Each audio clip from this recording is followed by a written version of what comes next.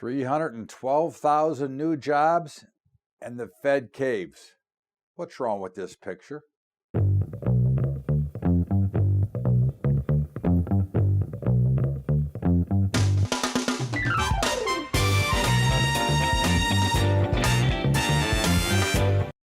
What's up, everybody? Welcome aboard to Bubba's Bottom Line, first edition of 2019, and welcome aboard, everybody. Great to be here with you, and looking forward to a great year and a lot of good stuff, and we've got a lot of good stuff coming for you as we move on through the year. We'll get into that later, but in the meantime, Friday's jobs numbers, 312,000, a blockbuster number, but yet the Fed caves, which we'll talk about the Fed in my commentary, as you can imagine. But again, what is wrong with the picture? What is wrong with the picture that last week Steve Mnuchin felt compelled to have to tell us that everything was okay, that the banks were on solid footing, which we don't believe. Maybe you believe, but I don't believe they're on solid footing. I believe that once again, the banks are extremely over-leveraged. We've already seen some banks, non-U.S. banks, but some banks around the globe that are having some trouble. In fact, in Italy, the ECB has taken over one of the banks in Italy because of their problems. So are we really going to believe that everything is okay? Again, the jobs number was great. I have no problem with the jobs. The wages were better. So we're seeing some improvement, but does that mean that everything is all clear and that the selling in the market is over? Again, I think there's a lot of things to look at here, and I think the biggest warning sign for me is when the banks have to start reassuring us that they're on solid ground, which again, I do not believe that they are. I think that when Mnuchin has to tell you something, I mean, again, it's like the coach who gets the vote of confidence from the owner and then they fire him the next day. This is the same garbage we've heard for years, going back to 1929, all right, when the high tide of prosperity will continue. I think one of the more bullish signs, if you want to look for something bullish in the market, is JP Morgan now saying that they see a recession chance of 60%. Now, again, I'm not a big fan of the big banks. I'm not a big fan of their recommendations. I'm not a big fan of what they say, because typically, in my opinion, they are motivated by money. They are motivated by kind of manipulating a market to get into a position that they're looking to get in. So to me, they may believe that the bottoms are in here, but they're trying to create potentially a little bit more selling. Again, I think this is pretty common throughout the industry. We talk about, you call it spoofing or whatever. And again, there is nothing wrong with spoofing. I don't have an issue because, again, I've used the example before. If you've ever sold anything yourself, a house, a car, or whatever, you don't tell somebody that it's a piece of crap, that you're just trying to dump it. You want to get as much as you can for it. So, but again, I'm always leery when I hear these big, bold predictions. As we talked about, about gold, about oil going to, 80, 90, 100, 120 when it was in the 70s. And we kept saying, no. And of course it did collapse. And again, this is something when you get to check out the books of others that you finally find out that is correct. But I think that, when you look at the economy, we are seeing higher wages. Companies are paying more money. Good sign. Okay. Again, taking from the corporate profit, but again, it's about time that the corporations actually shared some of the wealth with the employees that work for them. For years they had everybody buy the you-know-whats and would say, well, there is no place else you can go. You want a job? Here's what we're paying. Now it's the tide is turning, which is one of the reasons that we believe markets are headed much lower over time. Again, it doesn't mean that the markets are going down tomorrow. It doesn't mean that this week. It doesn't mean, look, if we go back to last year, we had a big rally and what we called on January 29th last year, a blow-off top to the market. So there's no reason that we can't see a big rally here first. When I look at markets, I look at one level at a time. And right now, I would say the markets are stuck between 2,300 S&P and 2,600 S&P. We'll see where it trades. I will say, in my opinion, a year from now, the S&P will have traded lower than the low that it made this year. I think that there's going to be new lows put in, but we'll see. But that doesn't mean for the next couple of weeks, and just full disclosure, for the next week or so, I have some long positions on. So again, I'm not telling you, I'm telling you exactly what I think longer term. I'm telling you exactly what I think in the short term here. But I think that, you look at some of the things that are going on, and when we look at interest rates continued to fall throughout the week last week until Friday. Okay, on that big jobs number, the interest rates rose a little bit. But again, why are rates continuing to go higher? To go lower? Why is there so much money pouring into Treasury bonds? Why is the yield curve? I mean, if you look at the bonds and the notes from the 2s to the 10s, all the way, or even the 2s to the 30s, okay, you've got a pretty flat yield curve. Okay, now that is not a bullish sign. You can make anything out of it you want. That is not bullish. Okay, so there's a lot of warning signs out there, but the biggest warning sign to me, if you look at the volatility index, known as the VIX, that's a fear indicator. The dollar is a fear indicator, and the bond market is a fear indicator. So if you look at why is so much money pouring into bonds, it's saying to you that there's a lot of fear out there, and people are willing to pull their money out and take 2.8% money for 30 years. So to me, that tells you that there are some concerns out there. But of course, again, a lot of this is pre-driven. We think that interest rates are going to rise dramatically this year, again, because we believe, of course, that the Federal Reserve, as clueless as they are, will again butcher the entire situation. But I think one of the things, you look at, if we go back and look at last week, you take a look at the announcement, the fundamental news bomb on Apple, that they're going to miss their earnings and so on. And of course, Apple was down 10% and is now down 37% from their high. Okay. Again, I don't think that's a total surprise. I think, when the media was going gaga over Apple and it was going higher and it was going higher, eventually markets have to have some sort of correction. And it doesn't make it negative for the market.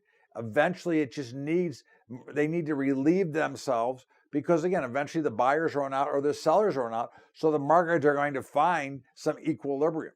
And I think this is one of the problems that we as investors make the mistake all the time, that we think they can go up forever. They cannot go up forever. Now, I am not telling you as an investor to time the market. It cannot be done.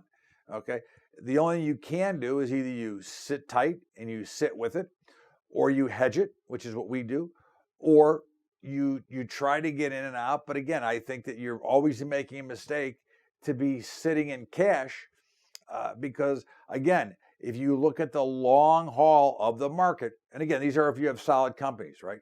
The only time I would exit a company, a stock, is if something fundamentally changed. Now, I'm a technical trader, but only if something fundamentally changed in the company. For example, General Electric. Now, we had a very bad ISM number, manufacturing, which is a private number. So this number has more credence to it. Okay, this is not a government number. Government numbers are bull. They're somewhat. I can't say they're manipulated because I do not know. Okay, but they're always adjusted and always being revised with different numbers. So you never know what you're getting. But when you get a number from a private corporation, I think that shows a little bit more credence. And as we have said, we see things slowing, and the manufacturing data is slowing. The housing markets are slowing. Again, why is that? Well, I think you just have to look at the overall view of the economy right now. Again, jobs are better, things are happening better, but I think what we're also seeing is that many middle-class Americans are building themselves and digging in a lot more debt. It'd be very interesting to see, now that the holiday season is over and all the confidence and cheer of the holiday, and everybody's spent. I'd like to see what happens when all the credit card bills start to come due, starting in 2019 here. I think that is something that it could be a major issue, okay? Because I think as Americans, we have a tendency to overspend. And of course, as we've said here many times before, we are a by-the-month society, okay? So we'll see if it creates a problem. But again, obviously the debt bomb is ticking. And this is one of the reasons you're seeing such a major manipulation in rates, because again, you can control the debt bomb by keeping your rates low. But again, as I say always, eventually it will work itself out. And of course, eventually the free market will take charge. Okay. But, again, I think one of the other big problems in Apple is if you take a look at somebody like my mom, okay, she has an Apple, she has an iPhone, but she has no need to upgrade. I mean, she's got an iPhone 6 or whatever it is, 4 or 5 generations ago. She's not going to upgrade. Who needs to upgrade? As they continue to change, I think the next big move in phones is going to be when we go to 5G, okay, which I understand. I don't know, but from my understanding, it's going to be phenomenal technology and really speed up a lot of these phones and your Wi-Fi's and everything. But again, I don't know. But the bottom line is that there isn't as much of a need to have to switch and keep updating phones. And now that many of the phone companies have stopped giving them away free, okay, that does changes the dynamics of how many they produce. And it's not just going to be Apple, it's going to be Samsung. All of them are going to suffer the same fate as we see more competition. If you go in just the cell business itself, at one point in time, if you remember, cell phone was about $1 or $2 a minute. Right? Now, you can get $40 for unlimited data. So again, all these businesses change and they'll adjust. And I don't think Apple will have a problem. In fact, personally, I bought some Apple when it was down on 10% on Wednesday. But in the meantime, we're going to step out here for a break. This is Bubba's Bottom Line, Todd Bubba Howritz, and we'll be back with more after the break. Bubba's Bottom Line. Hey, everybody. Remember, if you want to get the book from my friend Adam Barata, Advantage Gold. Gold is a better way. All you have to do is go to bubbatrading.com/gold. That's bubbatrading.com/gold. Get your free hardcover copy of Gold is a Better Way. And of course, if you want to help us with our high school investing program, go to Patreon, patreon.com/Bubba Trading. That's patreon.com/Bubba Trading. Let's get back to Bubba's Bottom Line. Welcome back, everybody. Todd Bubba Howritz, Bubba's Bottom Line. And of course, great to spend the first week of 2019 with you. And, we had a very interesting week last week. I mean, it was, we go back to the last 2 weeks. First of all, you want to remember one thing. Volumes were extremely light. So whatever really happened is not necessarily going to be something that we will consider of value. But the tape is the tape. So we can't take away what happened, but it's not like we're really so bent in on what did happen. But you had a market that was extremely volatile. Okay, you had the Dow down on Thursday 600, you had it up 700 on Friday on the huge jobs number, which was a little bit surprising. Of course, the fact that Fed Chair Powell caved and was with his two best friends, Janet Yellen and Ben Bernanke, which we will cover more in our commentary. But of course, he sent out a ton of dovish talk. And again, I don't get it, but we'll get into it. But we had you had the bond market, as we talked about earlier, continued to rally. It did go up and make new highs. Now it did come off quite a bit on Friday. And I think that's probably the top. I think you're going to see a similar action and movement in the bond market as you saw in crude oil. Again, I firmly expect rates to explode to the upside. I think that this is the last-ditch effort, and we'll see how that plays out.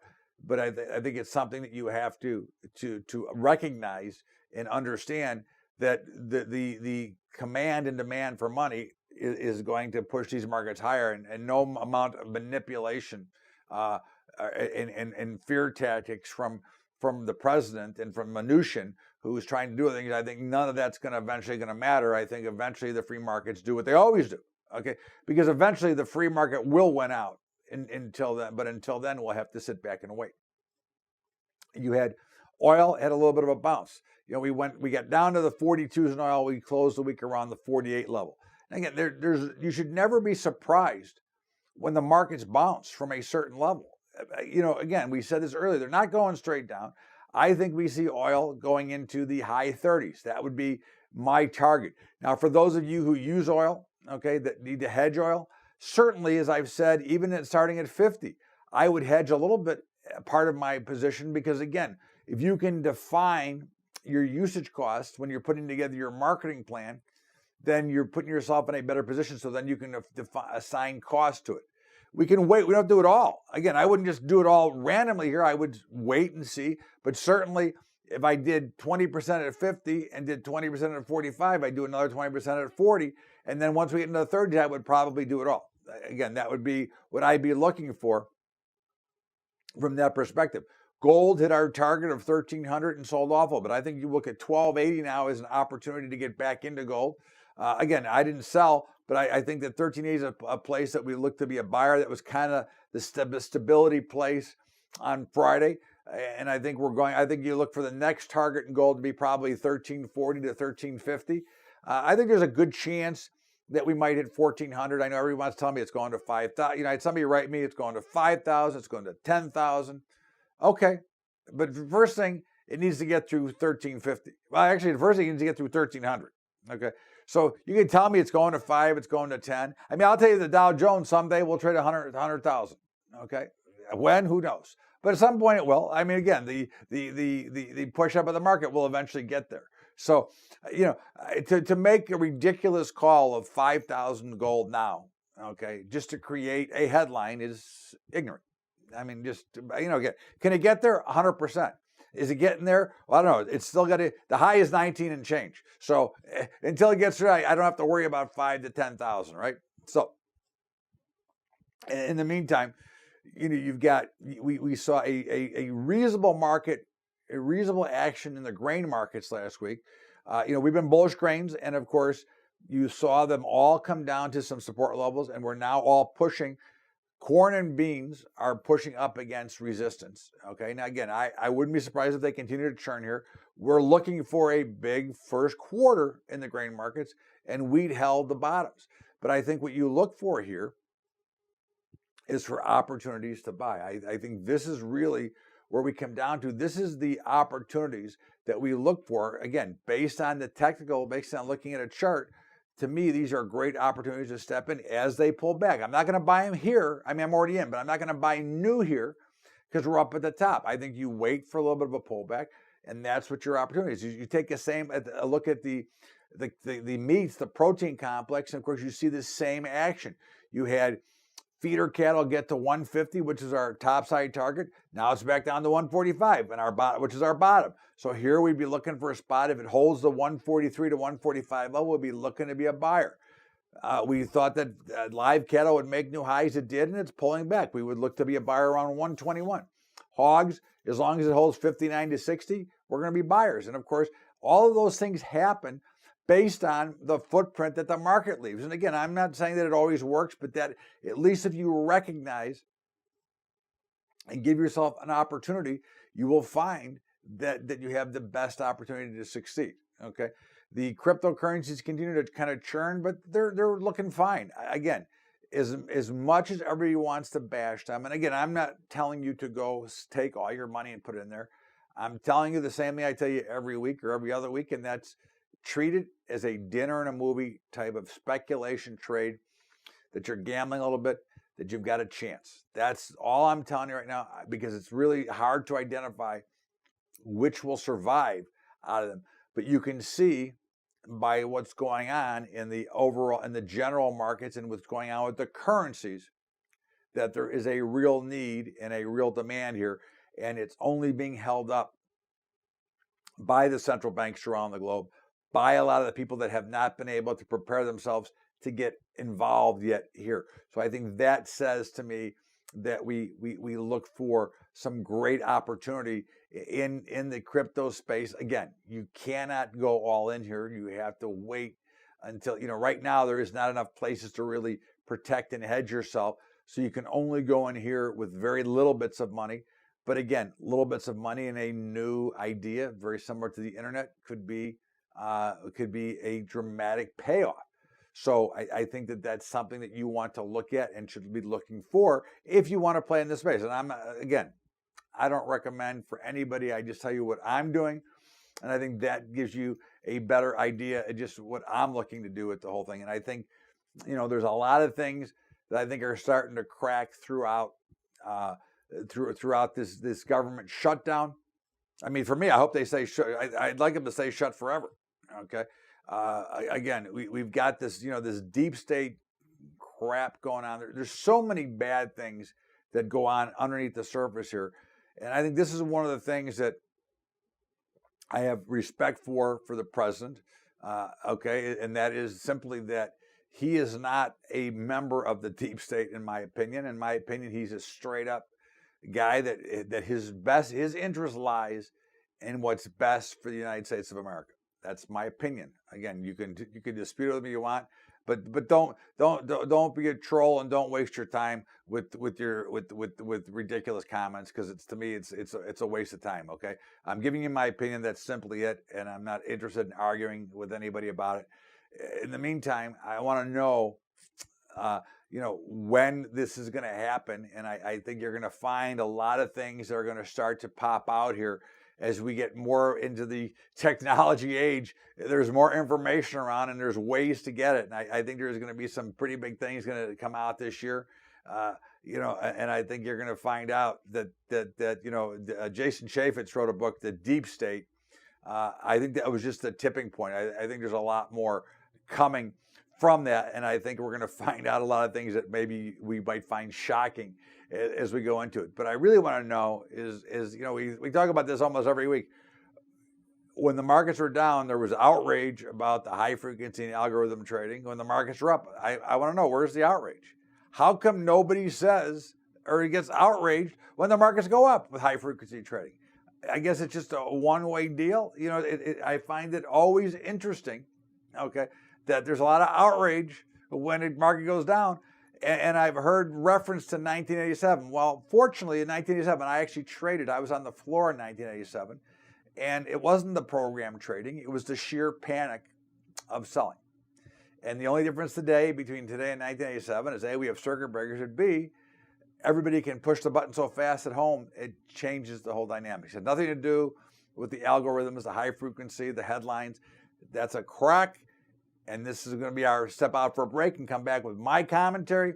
This is Bubba's Bottom Line. Todd, Bubba Howritz. We're going to step out here for a break. We'll be right back with more in my commentary. Bubba's Bottom Line. What's up, everybody? Again, if you want to help us with our high school program, go to Patreon, patreon.com/Bubba Trading. That's patreon.com/Bubba Trading. If you would like to get a copy of Gold is a Better Way from my friend Adam Barata, at Advantage Gold, just go to bubbatrading.com/gold and you can get your free copy of the book. In the meantime, let's get back to Bubba's Bottom Line and my commentary. Welcome back to Bubba's Bottom Line. Todd, Bubba Howritz, and of course, every week I get to give you my commentary. And, I cannot believe that the Fed caved. I cannot believe they succumbed to the pressure from the president, from Steve Mnuchin. I cannot believe that Jerome Powell, I thought that he was at least a real business guy, okay? He is not a Janet Yellen and a Ben Bernanke and the doves of doves. As we go back to 1980, the master bubble builder, Alan Greenspan, who passed the torch to Bernanke, who passed the torch to Yellen. And when I thought Powell came in, I really thought that we would see somebody who would stand up for free markets and not all this manipulation of rates. And of course, I'm wrong. Okay, if you saw the press conference on Friday, which is what really pushed the markets higher, not only is there talk of not hiking rates this year, they're now talking about possibly cutting rates this year. Now, I guess my question is if we have 312,000 jobs and the economy is flourishing as they're telling us, why would the Fed chair cave into the pressure? Okay, why would the Fed chair not continue the course? because there is a demand for money. Again, this goes back to the demand.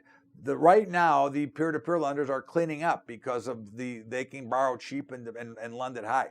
So I have to ask you, why is the Fed chair caving? Why do we need the Fed is more important. Is it not time to finally abolish the Fed and let rates trade freely? Is it not time to let the currency, instead of being manipulated, of course, because they manipulate the dollar as well as interest rates, to satisfy the minority? And I think that it's about time that we get away from this and we get somebody, a market that determines its own asset class value versus the fact that you have one person making basically the decision. Yes, it's a private corporation, but clearly influenced by the pressure from the White House.